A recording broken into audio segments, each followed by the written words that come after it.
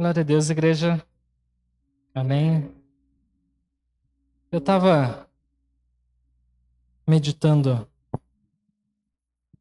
tenho meditado algumas semanas sobre uma palavra que a gente conversou no grupo familiar.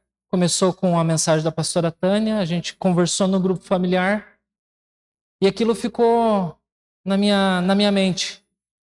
E eu compartilhei com a igreja durante a semana, que foi a respeito da capa.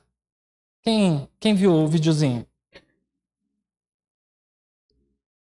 Tá lá ainda o videozinho. Mas o que me chamou a atenção? Na passagem ali, Pedro ele tira a sua capa e vai pescar. E depois de uma noite frustrada, sem pegar nenhum peixe, ele volta e Jesus ele dá a ordem e a direção para ele, ó, faz assim e assim. E daí naquela hora ele pesca, ele volta e daí ele veste a sua capa de novo. E o que me chamou a atenção nesse trecho que tem falado comigo? Muitas vezes, em muitos lugares que a gente entra, a gente tira a nossa capa. E capa fala especificamente nesse sentido de autoridade. Naquela situação, Pedro, ele largou, deixou a sua capa ali para fazer e voltar a fazer aquilo que era de sua rotina. Quando Jesus deixou ele, quando Jesus o deixou ali, eles voltaram, estavam perdidos sem saber o que fazer. Eles largaram a sua autoridade, aquilo que eles tinham recebido, para viver da mesma forma que eles viviam antes. Num outro momento também, quando ele estava preso, o anjo veio até ele, trouxe libertação a ele, e o que aconteceu? Na hora que ele estava saindo, o anjo falou, veste a sua capa. Veste a sua capa, não deixe a sua capa. Você consegue perceber como é fácil a gente se despir do cristão?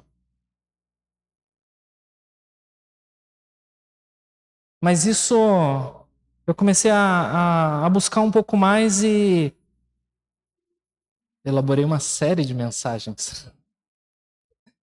Não, mas surgiu alguns temas assim.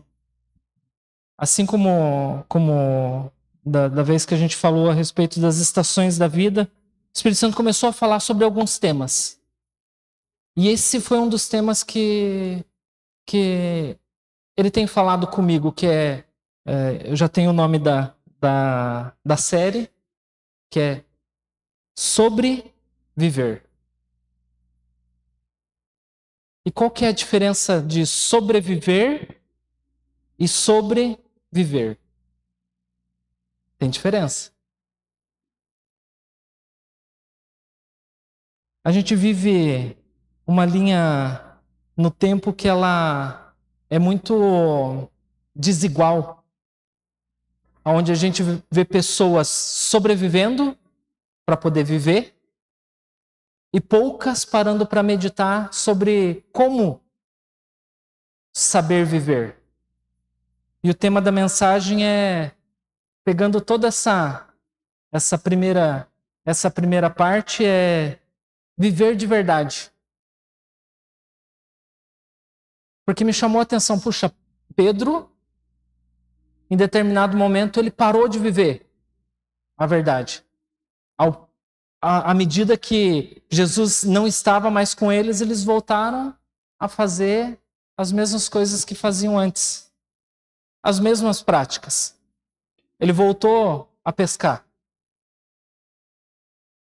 Não que seja errado eu ir para o meu trabalho. A questão é, eu estou deixando a minha capa para ir trabalhar? Eu estou deixando a minha vestimenta de cristão, a minha autoridade para estar lá no dia a dia?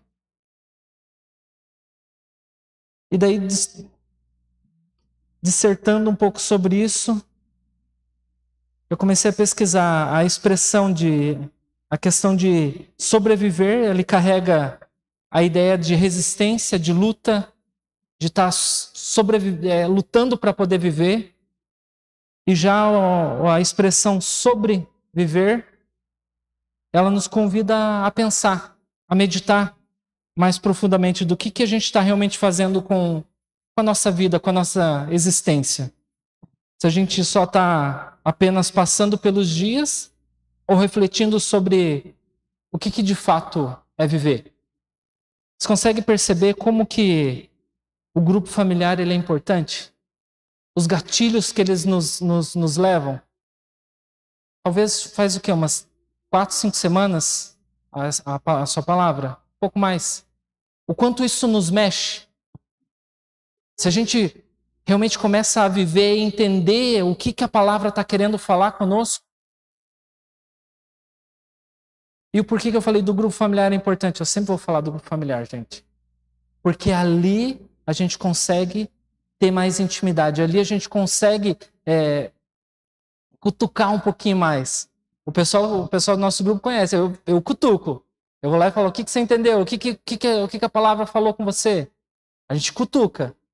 É na hora a gente brinca, a hora do papagaio ficar quieto e do irmão que fica mais quietinho falar. Por isso eu vou cutucando. A gente vai cutucando e passa por todo mundo para todo mundo poder compartilhar. Por quê? Porque é precioso. Porque a palavra que é entregue para mim é diferente da que foi entregue para o Catuí, para o pastor Paulo, para o seu Ferreira, para a dona Luzia. E na medida que a gente compartilha ali dentro, o Espírito Santo vai ministrando as nossas vidas. E na medida que a gente foi conversando sobre o assunto, o Espírito Santo despertou uma questão, puxa, eu estou sabendo viver? Ou as pessoas estão entendendo e sabendo como viver? Ou elas estão só sobrevivendo?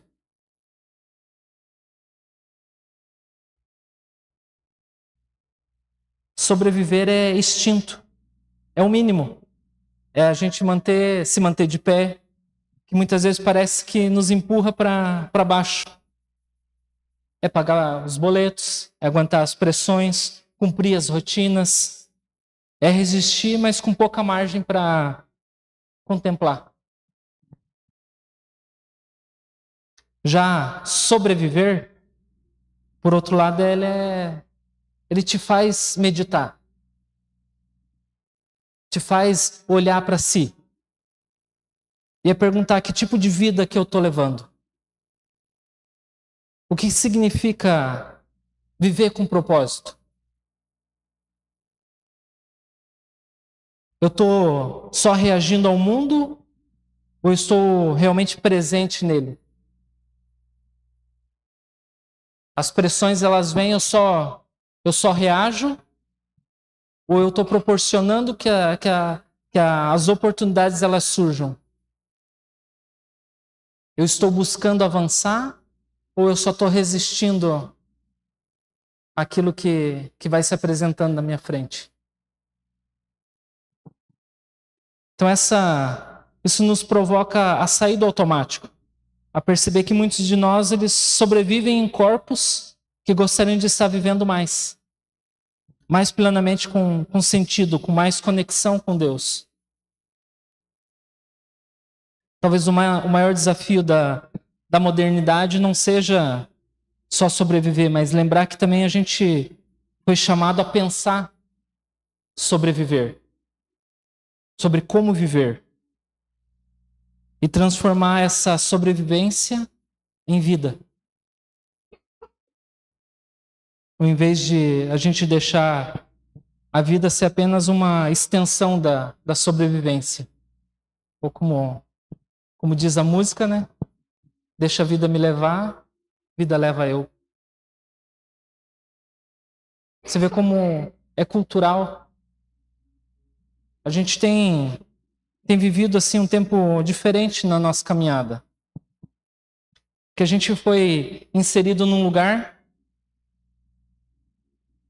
num local, que a gente está trabalhando e conhecendo pessoas diferentes, rotinas diferentes. E você vê que, puxa, Às vezes o problema que eu estou passando é mínimo na frente de outras pessoas que estão só sobrevivendo, que trabalham para poder pagar o pão que vai comer, que comeu ontem, nem que vai comer amanhã, que comeu ontem. Há pessoas em situação piores, e eu estou sendo específico financeiramente, porque isso é uma das coisas que nos aflige e nos colocam para baixo. E daí quando você olha para si, puxa, eu não estou ruim, eu só estou sem propósito. Eu preciso sentar, preciso planejar.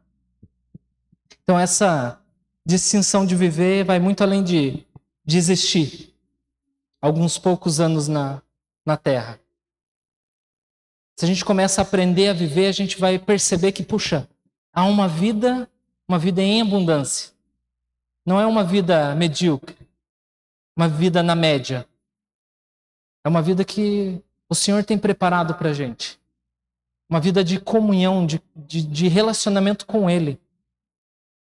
A gente não é feito só das nossas conquistas materiais, daquilo que eu recebo, daquilo que eu trabalho e recebo.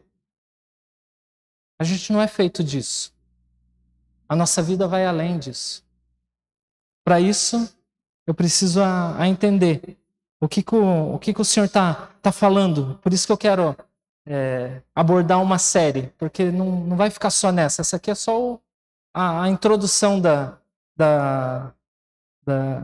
do que eu quero desenvolver com vocês, o que o Espírito Santo tem falado. Falei, não vai ser, talvez seja ao longo dos meses, dos anos, vai ser à medida que o Espírito Santo for entregando. Já tem algumas coisas já rabiscada para a próxima, mas o que ele tem falado comigo hoje. Eu quero que vocês abram ali em Hebreus 12, do 1 ao 2. A gente vai ler Hebreus 12, versículos 1 e 2. Hebreus 12, versículo 1 e 2. Portanto, também nós, uma vez que estamos rodeados por tão grande nuvem de testemunhas, livremo-nos de tudo o que nos atrapalha e do pecado que nos envolve e corramos com perseverança a corrida proposta para nós, tendo os olhos fitos em Jesus, autor e consumador da nossa fé. Ele, pela alegria que lhe fora proposta, suportou a cruz ao desprezar a vergonha e assentou-se à direita do trono de Deus. Hebreus ali está falando, Hebreus 1 e 2, ele está falando para a gente deixar de lado, em outra tradução está falando os embaraços e pecados. Correr com perseverança, olhando firmemente para Jesus. E o que é esse embaraço? Tudo que nos atrapalha. São coisas, hábitos.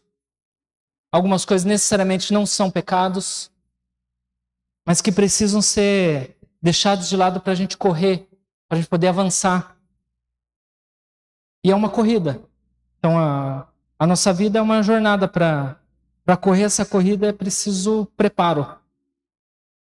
Hoje eu não vou falar sobre corredores, não vou dar esse exemplo, mas é interessante que quando a gente começa a deixar alguns pesos para trás, a gente consegue avançar mais rápido. O pastor Fábio perdeu o quê? Foi 8 quilos nesse período? 8 quilos. Se precisar correr 5 quilômetros, vai correr melhor, não vai? Você consegue perceber que algumas coisas que a gente faz de mudanças de hábitos que nos fazem proporcionar a gente avançar mais? Ou nos deixam mais leve? Ou nos faz nos ajustar a certas circunstâncias, ou a certas roupas, ou a certas vestimentas? Tudo por quê? Porque nós precisamos nos disciplinar. Nos disciplinar na oração, no jejum, na leitura da palavra. Esse é o mínimo para a gente fazer. Que a gente tem de fazer para a nossa sobrevivência. Isso é o mínimo para o cristão sobreviver. Oração, jejum e palavra. Isso é o mínimo para sobrevivência. E agora para eu aprender a sobreviver. Aprender a entender sobre a vida, sobre como viver. Estava vendo na verdade foi ontem, e daí acabei que quando eu estava me preparando aqui, a gente estava... acabei não vendo ontem, eu estava vendo, até tinha começado a escrever sobre o mesatenista, o Hugo Calderano. Ele, mês passado, ele foi campeão mundial e hoje ele foi vice-campeão, no comecinho da tarde. Ele perdeu para um chinês. Mas se a gente for ver, o feito que ele alcançou, ele é extraordinário. Não foi para qualquer pessoa. O feito que ele conseguiu, nenhum outro, sem ser asiático ou europeu, tinha conseguido. E nas últimas décadas, só os asiáticos. E nas últimas edições, só os chineses. Consegue entender como o nível de dedicação dele para treinamento e preparo foi bem maior? Porque o feito que ele conseguiu não foi qualquer feito. Agora imagina como que é o treinamento dele. Ficar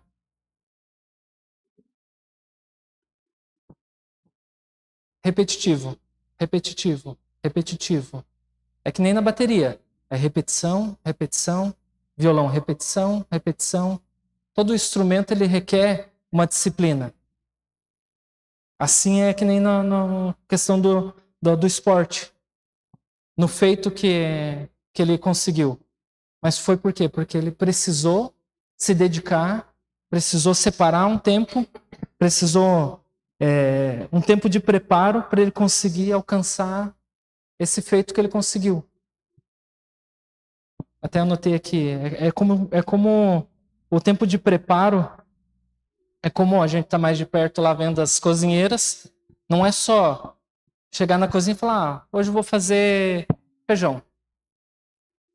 Ou parar na frente da panela, vou pegar um feijão e vou colocar aqui. Não.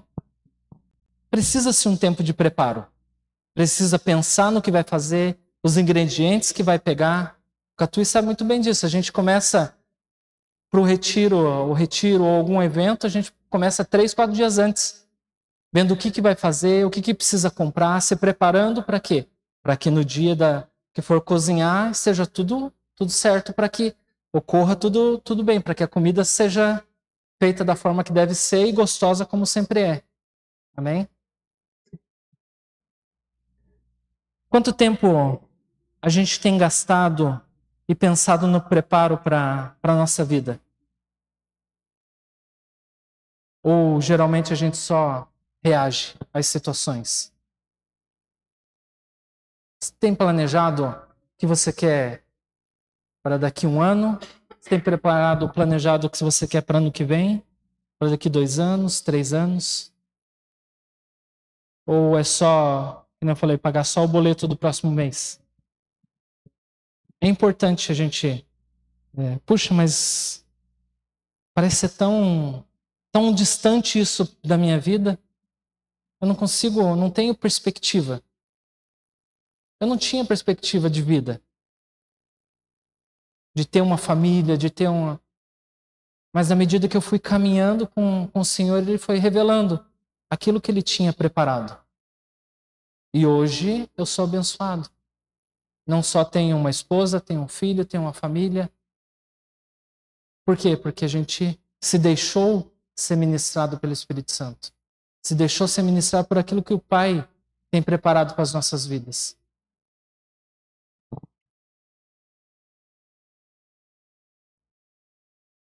E eu quero, entrando já dentro do tema, eu quero olhar com vocês junto para a vida de Moisés. E o preparo que ele precisou ter para ele poder avançar dentro do chamado de Deus para a vida dele. Para ele entender qual era a vida que Deus tinha para ele. Vamos ler Hebreus 11, 23.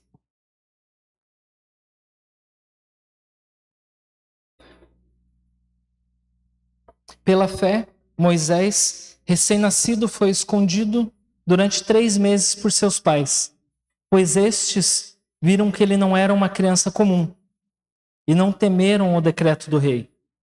Pela fé, Moisés já adulto, recusou-se ser chamado filho da filha do faraó, preferindo ser maltratado com o povo de Deus a desfrutar os prazeres do pecado durante algum tempo. Por amor de Cristo, considerou a desonra a riqueza maior do que os tesouros do Egito, porque contemplava a sua recompensa. Pela fé, saiu do Egito, não temendo a ira do rei, e perseverou porque via aquele que era invisível. Então a vida de Moisés não foi simples. A gente vê os heróis da fé, a gente, puxa, queria ter a mesma convicção que ele, a mesma certeza que ele.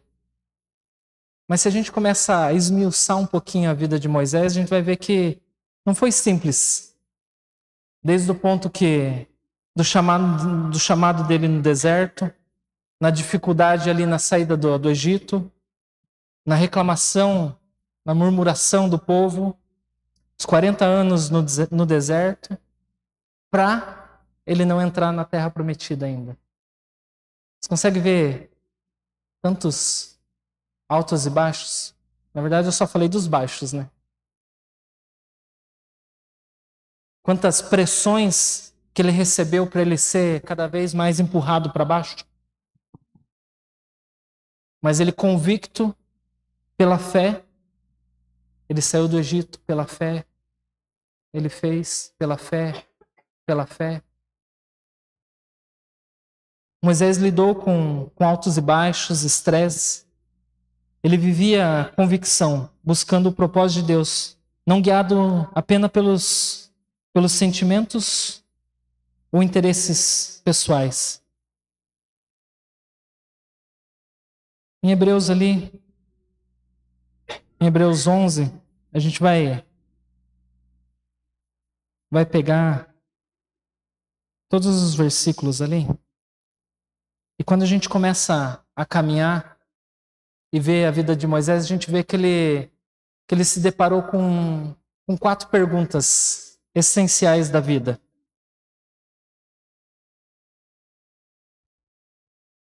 As 4 grandes questões da vida humana, que é quem eu sou, que fala da nossa identidade, quem eu desejo ser, que vai falar da nossa responsabilidade e escolha, qual a prioridade da minha vida, as nossas prioridades, e como você deve viver, fala da perseverança.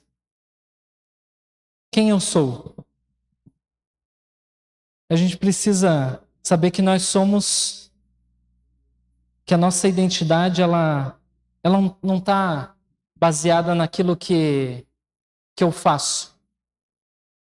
Naquilo que eu faço ou por aquilo que eu sou conhecido.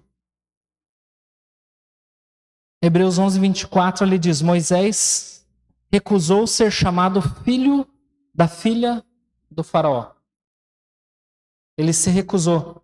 Então, se a gente olha a história do nascimento, o decreto de morte, o cesto no Nilo, até o resgate da filha do faraó, a indicação de Joquebede, que era sua mãe para cuidar dele, a gente vê o quanto Deus ele tinha um propósito para a vida de Moisés. Não foi por acaso. Puxa, tem uma pessoa ali que pode cuidar dele. Não foi qualquer uma pessoa que foi pensada para cuidar dele, não. Foi a própria mãe. Por quê? Porque Deus conduziu todas as situações. No começo do texto ali, em Êxodo, fala que os pais sabiam que Deus tinha um propósito para a vida de Moisés. Porque naquela época, o faraó ele viu que o povo estava se reproduzindo muito e que em determinado momento eles iam estar em grande quantidade, que eles iam ser mais fortes que o próprio Egito. E com isso o rei mandou decretar matar todos os meninos. E quando esse decreto de morte veio para Moisés, os pais, com a direção de Deus, colocaram ele dentro de um cesto e ele desceu. Então Deus conduziu toda a caminhada de Moisés até o momento que ele começou a tomar suas próprias decisões. A gente vê que Joquebede, ela tinha pouco tempo quando Moisés foi entregue para ela. Então ela teve praticamente ali, pelo que eu estudei na palavra, ela teve em torno de 12 anos para instruir ele na palavra, para educar ele para Deus, incutir temor, verdade, justiça, oração, mostrar a ele a idolatria do povo. Então ela sabia que ele foi preservado para algo maior. E nesse período ela educou, ela preparou o seu filho. E por volta dos 28, Moisés, por 28 anos, ele foi moldado na cultura egípcia, forçado a ser alguém que ele não era. Êxodo 2:10 ali diz: ele tornou-se filho da filha de Faraó. E esse tornou-se é a mesma expressão que foi usado em Gênesis 2:7, que tornou-se alma vivente. Então, esse tornou-se, ele se tornou filho. Então, não era um filho adotivo. Ele era um filho legítimo. Então, a filha de Faraó, o Faraó não olhavam ele como um filho adotivo, não. Era como um filho. Ele era filho. E isso marca o início do conflito de identidade de Moisés. Porque todos viam Moisés como um egípcio e não mais como um judeu. Então Moisés, ele recebeu um alto ensino militar, civil, cultural. Então o Faraó queria fazer dele, tinha planos para fazer dele um sucessor. Então Moisés foi educado para ser um egípcio. Por 28 anos ele foi ensinado assim. Mas a grande pergunta para Moisés era: quem eu sou? Eu sou um judeu ou sou um egípcio? Eu sou um cristão ou eu ainda sou do mundo? Eu ainda pratico as coisas do mundo ou eu quero viver a palavra? Duas culturas, uma pessoa, uma decisão. Ele precisou decidir. Então a grande pergunta para Moisés era: quem eu sou? Porque ele via os judeus como seus irmãos, o seu povo, mas a dúvida existia. Mas um marco na vida dele que fez tudo isso virar de cabeça para baixo. E foi quando ele viu um dos seus ser maltratado por um egípcio. E ali ele se tomou de fúria e matou o egípcio.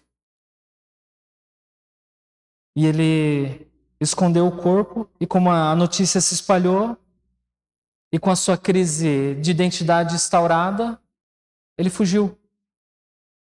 Ele fugiu do Faraó com medo. Por quê? Porque ele sabia que eles queriam matar ele.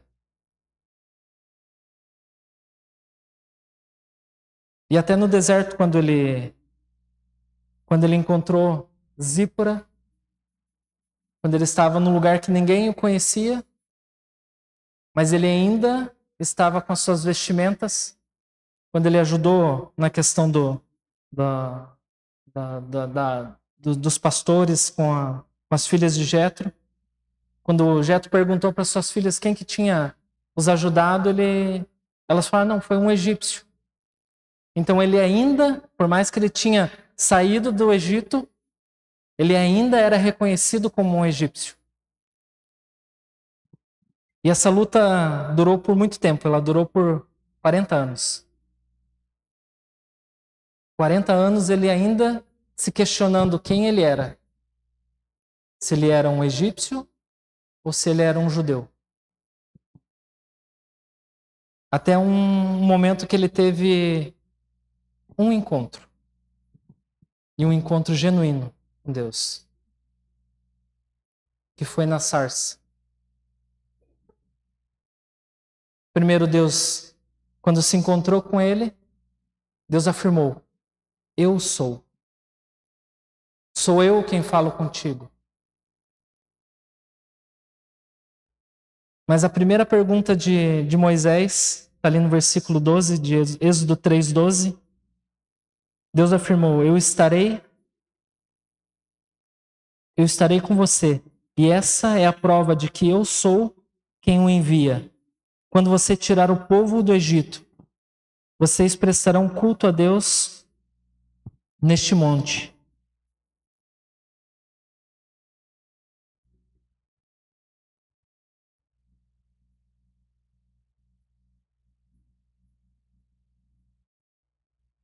Um pouquinho antes ali, ele se questiona. Acabei pulando um pouquinho. Até o momento quando ele teve esse encontro, ele se questionava ainda quem ele era. Mas ali na primeira pergunta de Moisés, ele fala: quem sou eu para me apresentar diante do faraó? 40 anos se passou, ele já não se via mais como nada, ele não tinha a sua identidade. Ele fala: quem que sou eu para me apresentar diante do faraó? E aí Deus fala com ele, Deus afirma: eu estarei com você. Essa é a prova de que sou eu quem o envia. Quando você tirar o povo do Egito, vocês prestarão culto a Deus neste monte. E ali Deus afirmando na identidade que Deus estava falando com ele, o próprio Deus estava falando com ele. Então Moisés, ele precisou fazer uma escolha. Que ele se recusou a ser filho da filha do faraó. E decisões que a gente toma, que elas têm resultados. E pelos próximos 80 anos, Moisés não teve mais o conforto do palácio, não teve mais as vastas mesas para poder se saborear, não tinha mais o luxo, a mordomia. Pelo contrário, ele teve que fugir para o deserto, viver em tendas e cuidar de animais.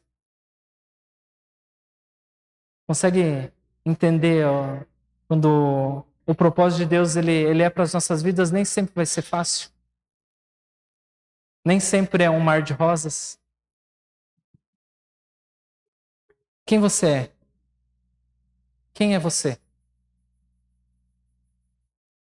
É uma das perguntas mais difíceis, porque quando a gente se questiona, ou quando nos questionam quem nós somos, a primeira coisa que nos remete é aquilo que nós fazemos. Ah, eu sou pastor. Ah, eu sou advogado. Ah, eu sou músico, eu sou cabeleireiro, eu sou barbeiro. Tô chegando. Tô chegando. Eu sou barbeiro. Eu sou professora. Nós não somos aquilo que nós fazemos. Nós somos filhos. Amém? Jesus, ele sabia quem era. E quando ele teve o encontro com Pedro, ele afirmou isso em Pedro também. Que depois ele afirma: você é Pedro. Ele firmou a identidade de Pedro, para Pedro poder avançar. Então a gente precisa reconhecer quem nós somos. De que nós somos filhos. E a gente reconhecendo isso nos traz libertação. Permite a gente parar de simular, de fingir, de se esconder, de viver uma vida de aparência. Traz paz. a gente começa a saber viver. A viver como um filho vive. Não tente ser filho da filha do faraó.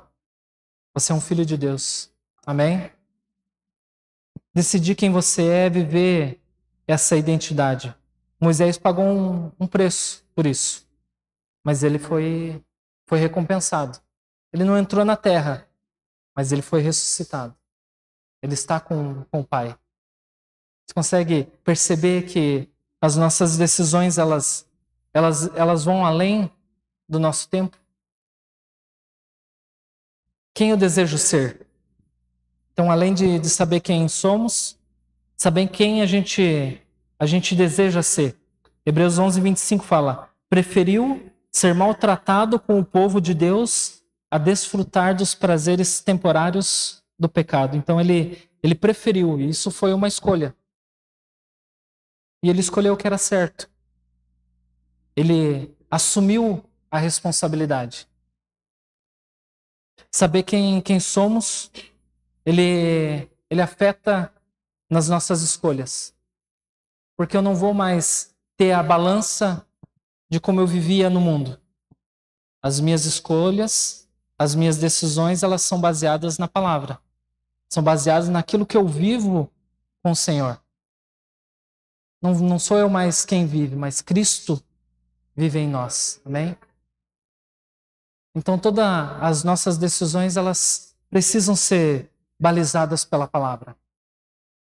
Entender aquilo que nos traz paz, puxa, tenho entendido que é para eu caminhar por aqui. Isso me traz paz. Por mais que a gente viu os conflitos que Moisés teve, mas ele descansou. Ele recebeu da porção que era separada para a vida dele.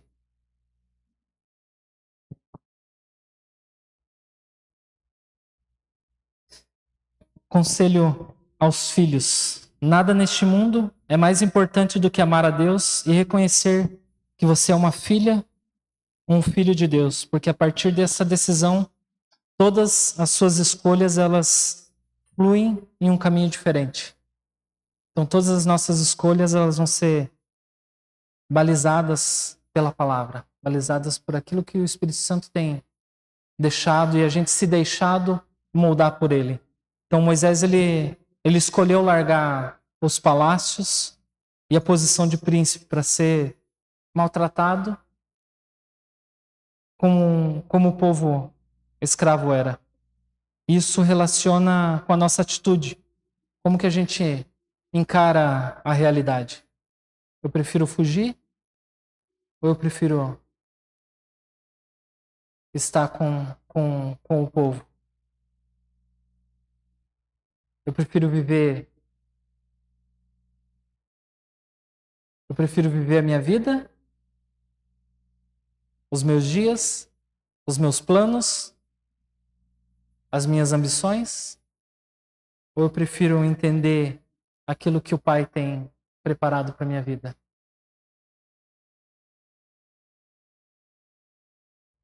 Qual é a prioridade da minha vida? E aqui fala das nossas prioridades. Saber o que é importante. Hebreus 11:26 ali fala: por amor de Cristo considerou a desonra, a riqueza, maior que tesouros do Egito, contemplando a recompensa. Então ele preferiu ser visto como um judeu, como um escravo, do que ser comparado a um príncipe. Preferiu a desonra do que a riqueza, aos olhos de quem estava, aos olhos do faraó, aos olhos daquelas pessoas. Porque era uma desonra ele escolher ser escravo. E ele abdicou disso. Isso foi a sua prioridade. Ele entendeu que o que Deus esperava não era que as pessoas esperavam dele. Ele recusou a viver pelos padrões que aquela cultura estava impondo para ele. Ele se recusou a viver como todo mundo vivia. Como é que os filhos falam? Não, mas todo mundo faz isso. Mas você não é todo mundo. Você não é todo mundo, você é separado. Amém? E ele entregou tudo a Deus.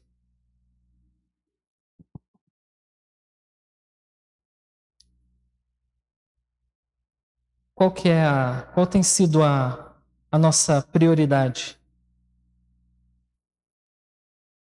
Eu trabalhar para eu conseguir me aposentar? E daí depois que eu me aposentar, eu vou começar a viver o que eu sempre sonhei? Eu vou me aposentar para poder começar a viver? Ou eu posso começar a viver a vida que o Pai tem para minha vida? Que o Pai tem para mim? Essa a nossa prioridade?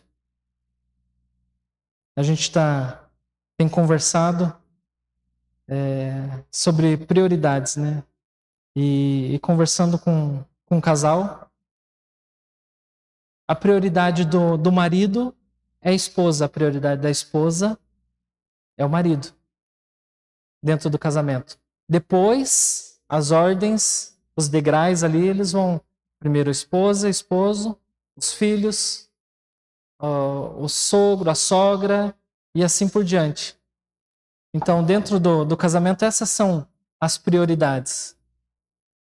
Depois que a gente começa a entender isso, puxa, a vida colocando para os casais começam a fluir, a ter intimidade. Então, a nossa prioridade ela não deve ser só focado naquilo que a gente tem de acumulado. Qual que é a nossa prioridade?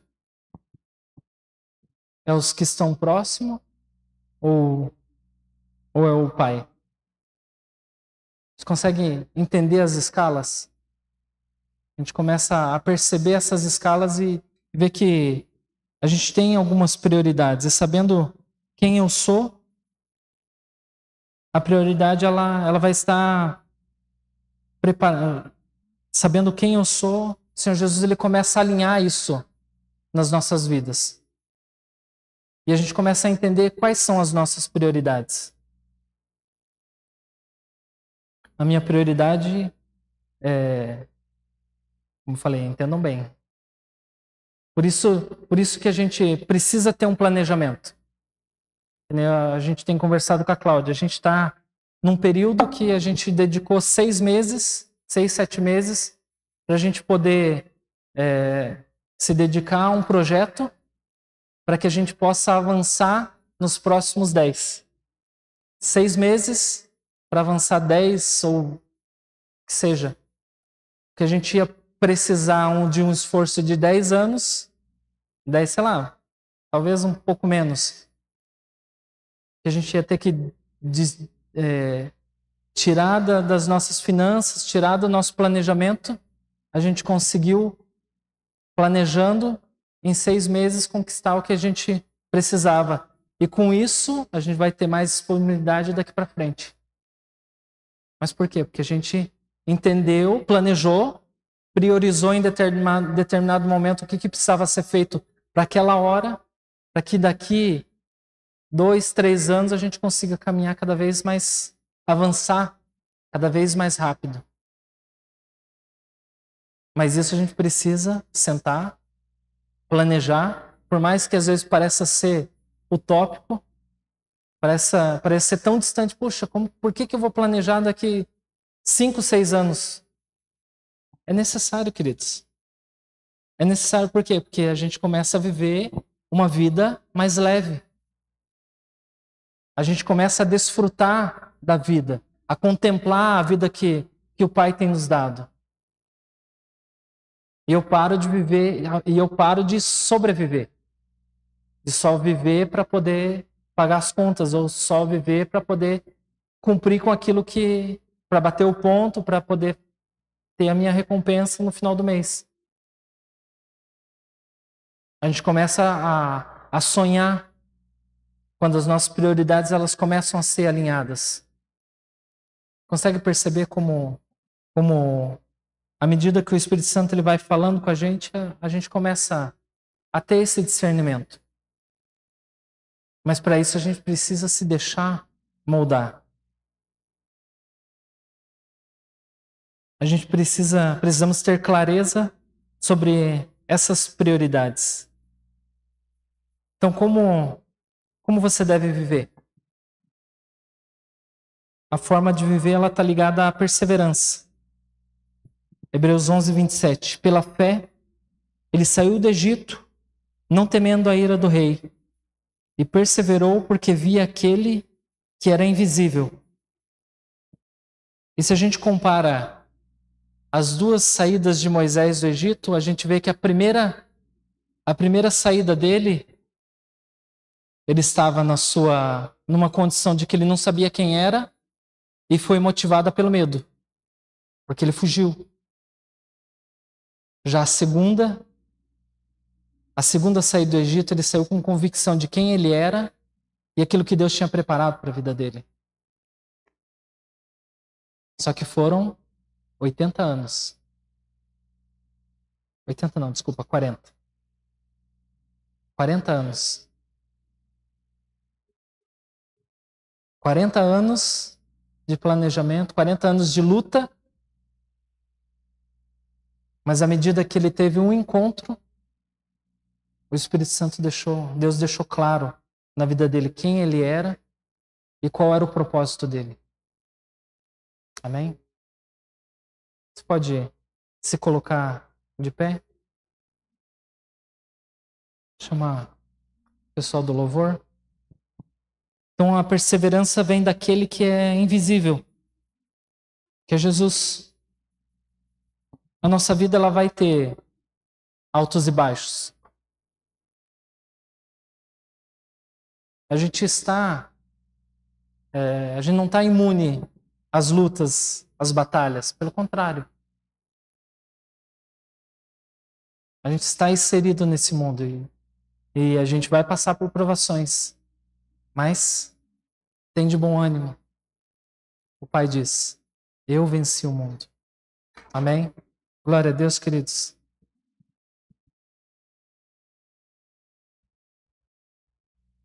Como que você tem lidado com a sua identidade? Com a sua responsabilidade? Com as suas prioridades? Você tem perseverado naquilo que o Pai tem colocado para a sua vida? Às vezes você já caminhou esses 3 passos. Você já recebeu da palavra, mas puxa, eu desanimei. A gente já cansou de ver pessoas que receberam várias palavras, sabiam quem era, mas na medida de fazer algumas renúncias, preferiram voltar para o palácio. Eu não estou falando de pessoas que eram recém-convertidas, estou falando de pessoas que já tiveram uma caminhada. E isso pode acontecer conosco. Se a gente não tem algumas coisas estabelecidas na nossa vida, na nossa caminhada. Se a gente não prioriza aquele que é o centro das nossas vidas. Se a gente não entende que somos filhos, a gente vai caminhar sem saber para onde ir, quem a gente é, e vai só sobreviver. Mas o que eu quero te levar a entender nessa noite é que a gente pode aprender a viver de verdade. Queridos, não é um conto de fadas. Aquilo que a gente compartilha aqui é real. Se a gente viver o que está aqui, acontece.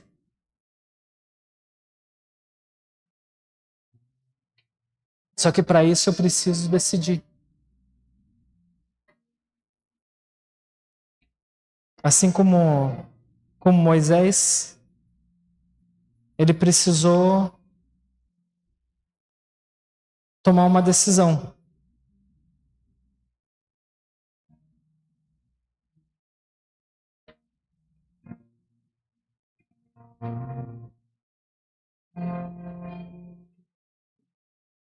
E ele decidiu não mais os prazeres do palácio, mas ele preferiu estar com os escravos. E no reino de Deus isso não é desonra.